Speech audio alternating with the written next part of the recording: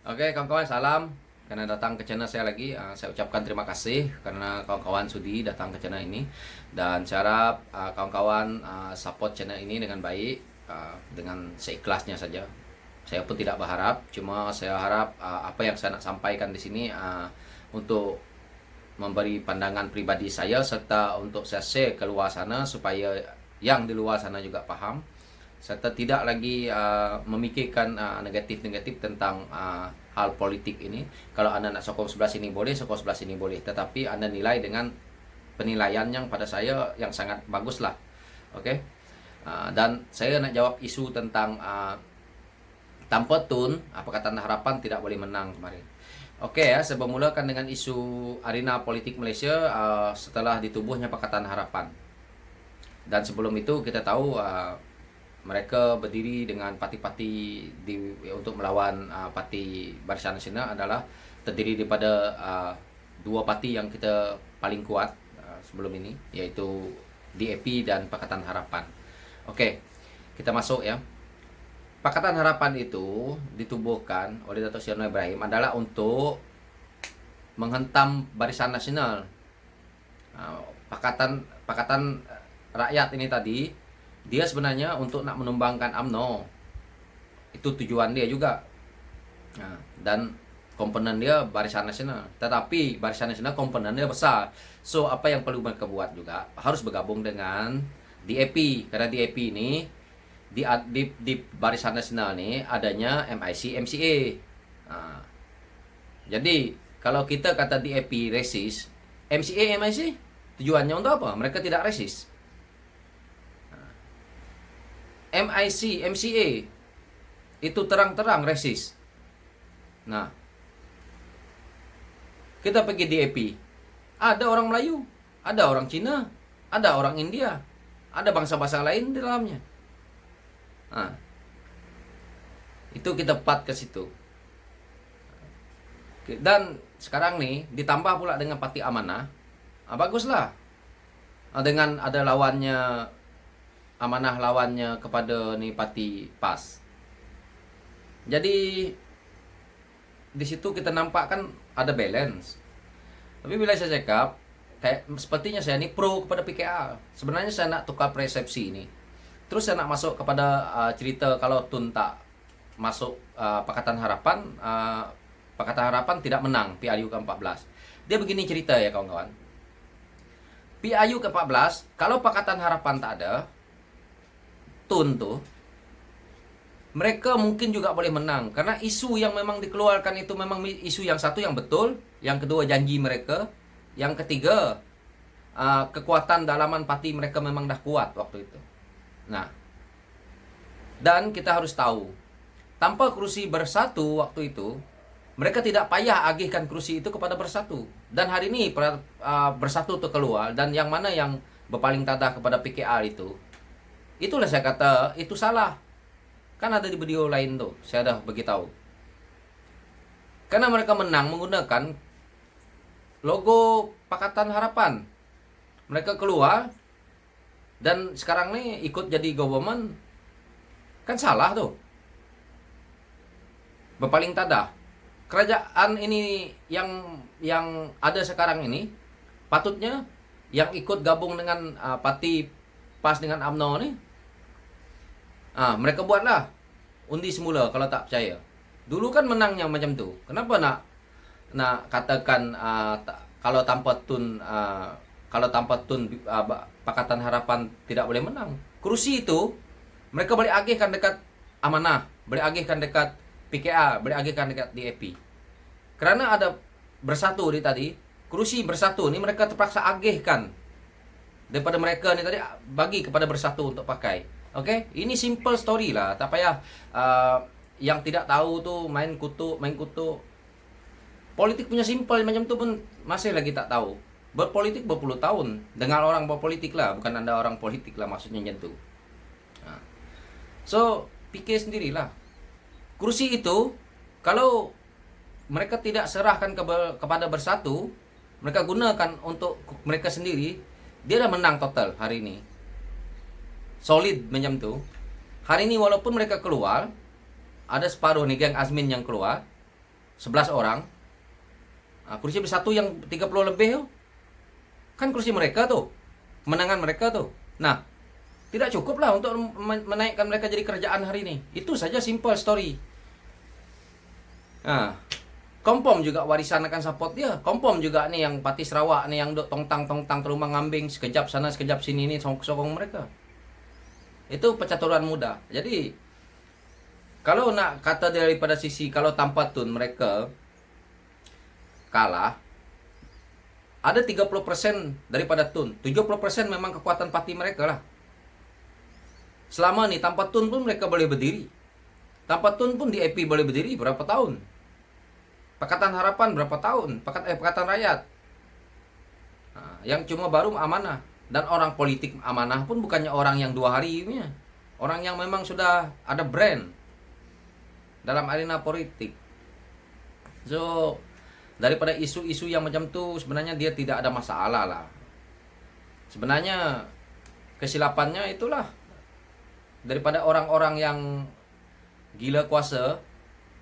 Itu saja. Kalau kata ini kemarin mereka kalah 3 tempat. Sebab isu lain yang dimainkan. Itu saya kata, masalah dalaman politik ini bukannya berpunca daripada PKR gagal ke PKR Pakatan Harapan gagal kan bukan. Masalah nih hasutan. Hasutan dalam government kita. Bermula daripada kita punya government turun ke bawah. Contoh saya ni orang government nih. Saya tidak dapat apa lagi, saya balik kampung, saya storykan lah benda-benda ni. Dan kita harus ingat, sebelum kemenangan mereka ini pada saya menang, walaupun mereka akan kalah akan datang, saya kata mereka akan menang. Kenapa? Kau tengok apa yang government dulu buat. Ketua kampung daripada parti mana? Setiap kampung lah, majoritinya nak orang sendiri jadi ketua kampung. Ini ke law, ini ke yang dikatakan betul. Kenapa askar-askar ditubuhkan di setiap sudut mereka punya tempat agak-agak di sini agak tak kuat? Tubuhkan askar wataniah di sini. Tubuhkan benda-benda yang seperti macam-macam lah untuk ini kan semuanya daripada government lama dulu yang buat untuk menguatkan jentera parti dia. Siapa yang main politik kotor? Banyaklah politik kotor yang terang-terang rakyat masih nak sokong macam ni. Angguk kepala aja. Fikirlah, harus tahu benda ni. Kita ambil lah. Mereka bagi benefit. Contoh, dia bagi benefit kerja peluang. Itu kan peluang nak kerja ke apa semua macam. Ambil benefit itu tapi otak fikir jalan. Yang kita bila bagi jawatan dah mula. Saya tengok ramai seperti yang ada di saya punya ni saya tengok. Nak menyokong kerajaan yang tidak tentu hala. Dia sendiri pun tak tahu hala tuju dia. Hala tuju yang mana? Simple lah.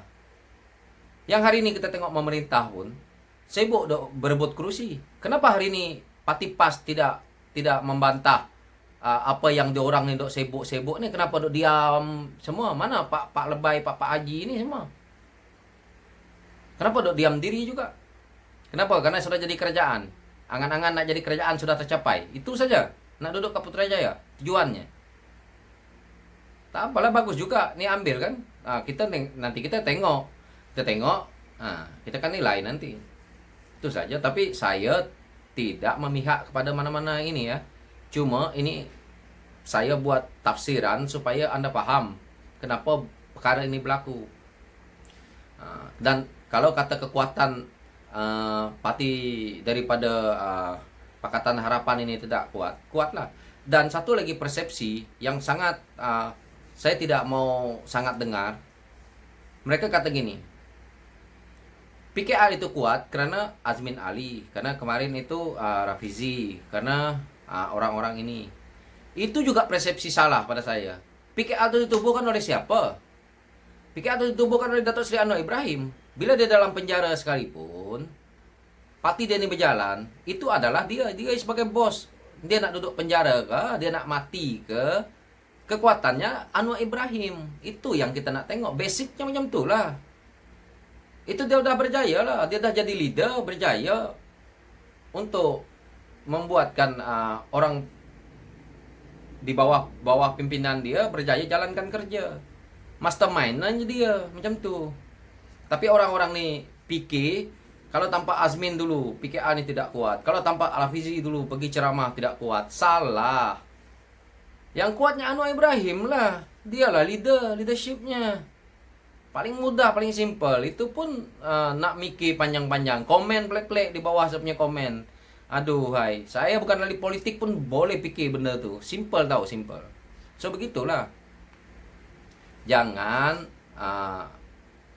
kalau kita nak mengkritik orang, mengkritik ahli politik, tengok situasinya yang macam mana, cara dia. Itu yang betul. Jangan kita sesuka hati. Walaupun daripada UMNO, daripada Barisan Nasional, daripada PAS. Kalau dia memang tak betul, kita nak kata betul, saya tidak mau. Ataupun daripada PKA ni tak betul, saya akan kata dia tak betul. Tapi kita tengok apa yang kesalahan mereka buat. Saya cuma, kenapa saya banyak berkisah tentang isu Datuk Seri Anwar Ibrahim dan isu PKA, kerana saya nak menjawab persoalan yang orang-orang di luar sana banyak tidak faham. Seperti saya nak menjawab tu, karena saya tahu orang yang komen saya, orang yang komen ataupun orang yang saya face to face tanya tentang hal politik, bukannya anak yang umur 15 tahun tau. Ada yang sudah tua, umur daripada 40 lebih ke atas, ada yang 50 lebih ke atas. Tapi apa yang saya buat saya punya kajian sendiri, pemikiran di bawah itu.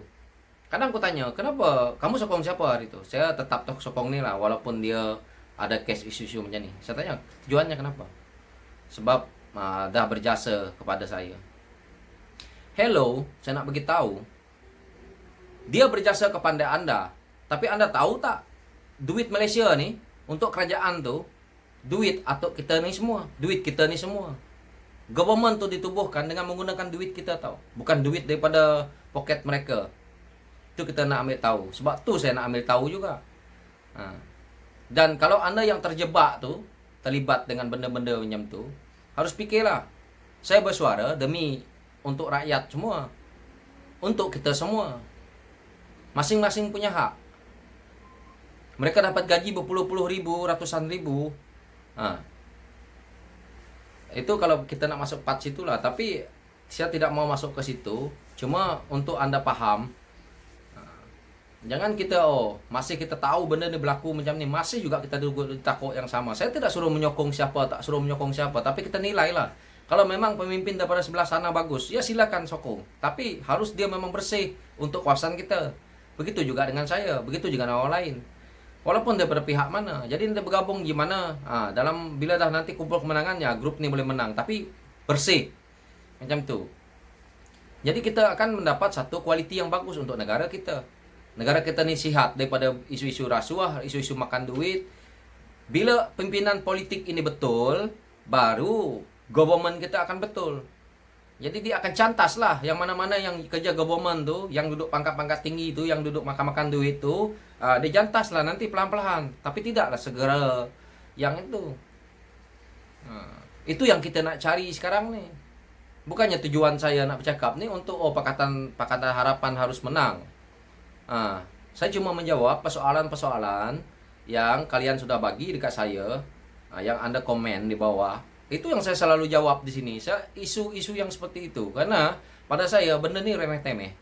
Dan anda sendiri boleh fikir. Cuma mungkin anda tidak suka nak memikir.